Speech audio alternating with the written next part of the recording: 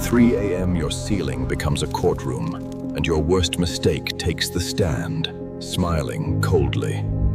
You know it ended years ago, yet your pulse climbs, as if the threat is still breathing nearby. This is not weakness. It is a survival brain choosing familiar pain over unmapped freedom, because maps feel safer. The brain protects life, not happiness, and it worships certainty like a private religion you never chose. The future has missing data, so it feels like a dark street with no witnesses and no exit signs. The past is brutal, but it is mapped territory, and maps calm the nervous system faster than hope. So your mind retreats backward, not to punish you, but to keep you contained behind familiar walls. It whispers, "Stay inside the prison you survived, where every wall has a name and a routine." When you picture a new identity, prediction fails, and anxiety grabs the wheel like a panic driver. To lower fear, the brain drags old threats into new rooms, calling it protection, calling it control. Your boss becomes your father, your partner becomes your ex, and your body obeys old commands. One raised eyebrow can trigger a decade-old script, tightening your throat before you even speak.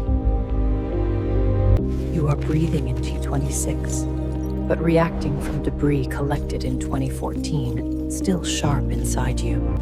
Second lock. Memory is not truth. It is reconstruction under bad lighting and biased editing. Each recall rebuilds the scene, and the rebuild absorbs today's mood, beliefs, and background fear. If you feel low, you paint the past darker, then call it honesty, as if pain proves accuracy. If you feel small, you edit yourself smaller, then hate the edited version like it was real. You are not remembering the event. You are remembering your last retelling, polished into a weapon. A copy of a copy, and you still treat it like sacred evidence, fit for sentencing yourself. The mind prefers coherent stories over precise facts, so it chooses the cruel cut that feels certain. In an interview, one pause becomes proof you are doomed, even if it was noise and nothing more. Then comes the open loop. Unfinished moments demand an ending from you, like unpaid debt. The mind clings to unfinished tasks, because unfinished once meant danger nearby, and danger meant death. So it reruns the argument, endlessly hunting the perfect line to change an unchangeable outcome. But the other person is gone. The context is gone. And that old you is gone too. You shadowbox a ghost at midnight, mistaking exhaustion for progress and suffering for discipline. Rumination feels like work, while your real life waits outside the cell door, growing colder. You polish the same message for an hour, avoiding the one honest decision that could free you.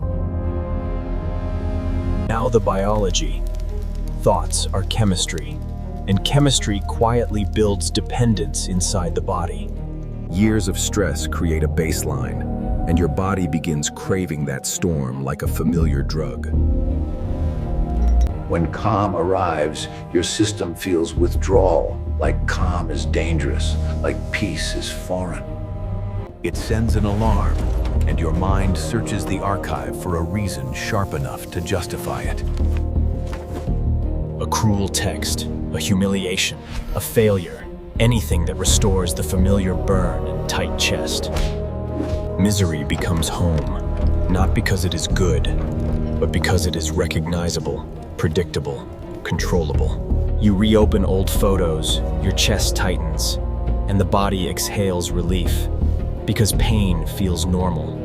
Then identity enters, the sunk cost of a story you paid for with years, tears, and pride. I am the abandoned one. I am the failure. I am the damaged one. Labels that feel solid. Letting go means admitting the sacrifice bought you nothing, and the ego despises wasted suffering. So you keep the wound open to prove it mattered, and to avoid the risk of action. Victimhood can be armor, but armor also keeps you from walking toward freedom and new air. Phase 1, the amputation. You stop dragging a dead version of yourself into tomorrow's battles. The past does not exist outside your nervous system. Only echoes remain, vibrating through your muscles. Every replay is resurrection. You revive the dead and call it healing, while it drains you. Nature flows, and stagnation hurts, because life pulls forward while you grip the same stone. Anxiety is water piling behind your dam, demanding release, demanding motion, demanding truth. So we cut the cord, not by forgetting, but by changing perspective, like switching seats in court. Change the camera angle, stop seeing through old eyes, and stop reliving old blind spots. Zoom out, watch the younger you like a stranger trapped in a hard lesson, doing their best. They had different wiring, different beliefs, and far less data than you have now in your hands. Treat them like a child near a hot stove, not a criminal deserving lifelong punishment. You would not punish a child for years, and you would teach, forgive, then move on with care. Picture that younger self in the room, scared, trying to survive the day, not destroy your future. Say it quietly, that was me then, not me now, and I release the sentence and shame. Let grief do its job. Hold a funeral for the identity that ended, and let it rest. Cry if you must, bury it, and stop demanding a corpse to breathe again. This is not soft, it is surgical, and surgery saves the organism when infection spreads. In the office, when shame rises, see the younger you, then return to now, steady and present. You are the observer, not the actor trapped inside the old scene, doomed to repeat lines. The past is a film, and you are the screen that can go dark when you choose. When you stop merging with the plot, the cell door loosens and your breath comes back. Phase 2, the reprogramming. You close loops with meaning, not fantasy, not endless reruns. The brain replays what it labels wrong, because wrong once meant danger, and danger demanded repair. So change the label. Mark it as training, not catastrophe, not prophecy, not a life sentence. Ask one question. What did this teach me that comfort never could, even in 1,000 days? Extract the lesson, keep the data, let the emotional charge drain away, like poison leaving blood. You are not deleting memory, you are changing its tag from threat to lesson. Then replace, never remove, because the mind hates a vacuum and will refill it with ghosts. A vague future cannot beat a vivid past, so make the future concrete, measurable, and vivid. Choose one mission, one skill, one project that demands your attention daily, like oxygen and rent. Write it as one sentence. Then build a weekly target with a visible scoreboard you cannot dodge. Idle brains replay pain, busy brains acquire power, and power demands focus, pressure, and deadlines. That is why elite performers rarely ruminate. Their present is too expensive to squander on ghosts. If you spiral daily, you are under-aimed, and your mind fills the gap with old wounds. Build a life so large, the past becomes one small room you never enter, because it bores you. Now the pattern interrupt. Catch the slide early. before it grows roots and takes over. The moment the scene starts, stand up, move, and change your state before the hook sets deep. Cold water, push-ups, a fast walk, anything that shifts body signals in minutes, not hours. You cannot argue chemistry into silence. You must move chemistry through breath, muscle, and motion.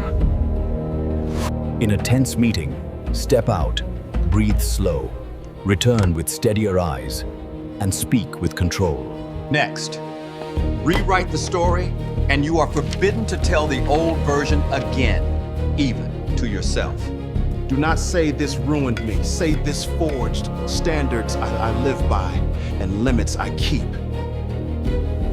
Turn loss into tuition. Turn rejection into feedback. Turn shame into a boundary you enforce calmly.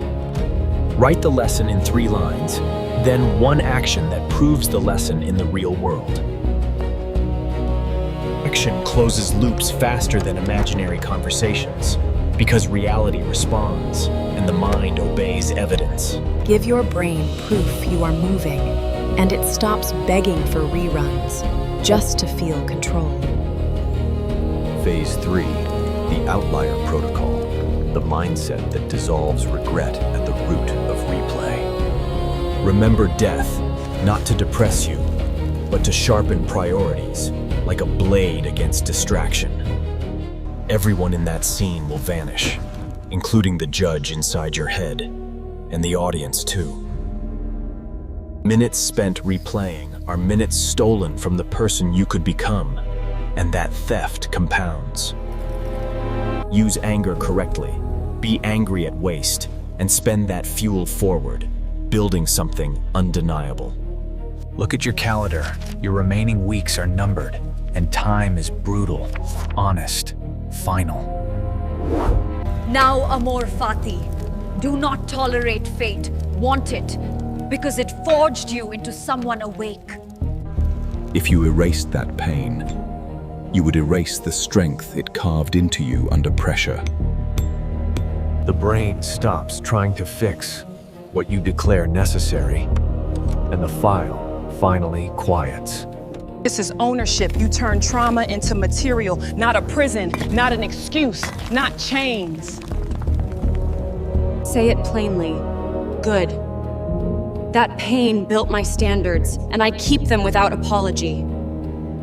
Then build a new baseline. Practice calm, until calm feels familiar in muscle and breath. Sleep rituals, sunlight, training, fewer late screens. Consistency beats intensity, and stability follows. Train long exhales daily, and your body learns calm as a repeatable skill, not a miracle. When calm is normal, your system stops demanding cortisol, just to feel alive and real. Set boundaries with your mind. Schedule reflection in daylight, then close it like a door. Your bed is for recovery, not replay. Train that link with strict repetition and discipline. Remove triggers you still call entertainment, songs, profiles, photos, doom-scrolling bait for your wounds. 30 days without levers, and the loop weakens because you stop feeding it with attention. Put the phone outside the room. Make the night a clean space. And protect your sleep. Repair in the present. Apologize where you can. Act where you can act. And stop stalling. One honest action beats 10,000 thoughts, because action changes your world and your self-image. Tonight, when the projector starts, ask one question and answer cleanly, without drama or excuses. Am I keeping this pain because it is true, or because I fear myself without it? If the answer scares you, good. Fear points at the edge of your next life.